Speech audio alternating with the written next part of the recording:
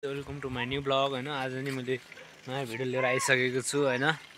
सबैलाई सन्चै छ होला भन्ने आशा गर्छु म हैन। आज चाहिँ पानी परेर भ्यू दामी देखेको छ, हिमाल पनि खतरा देखेको छ हैन गाइज।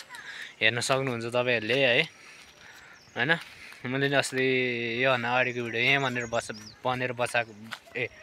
बसेर बनाएको थियो हैन गाइज। हेर्न सक्नुहुन्छ भ्यू, म देखाउँछु तपाईहरुलाई हैन। अनि मेरो भिडियो कस्तो लाग्यो लाइक कमेन्ट सेयर सब्सक्राइब गरिदिनु होला हैन। मन परेन भने नि कमेन्ट गरिदिनु होला, मन परेन भनेर हैन।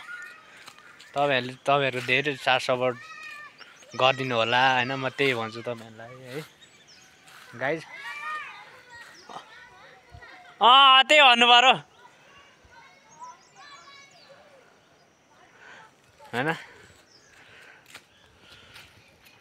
हैन देख्न सक्नुहुन्छ भ्यू, यहाँबाट हिमाल चाहिँ दामी देखिन्छ हैन। कस्तो देखिन्छ होला, कस्तो छ हैन, कमेन्ट गर्नु होला हाम्रो गाउँ हैन।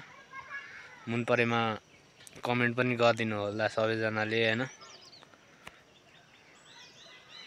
एकदम दामी छ क्या, भ्यू पनि दामी देखिन्छ। अझ ऊ त डाँडा जानु पाए त दामी देखिन्थ्यो हैन।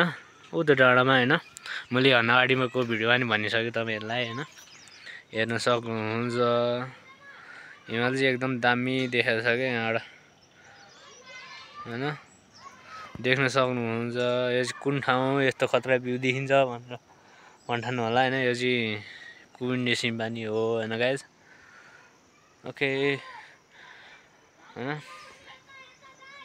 आठ चिसोछन् बच्चाहरु हैन। हेर्न सक्नुहुन्छ। हाई गर्दै रि हेल्लो गर्दै। ऊ त्यो बच्चाहरु छन् हैन गाइज।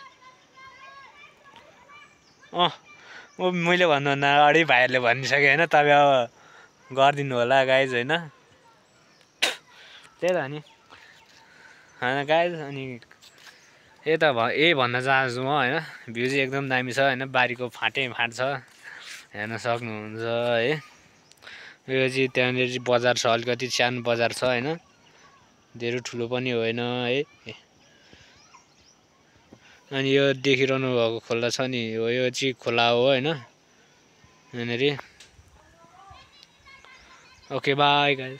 अब नेक्स्ट भिडियोमा भेट्छु हैन।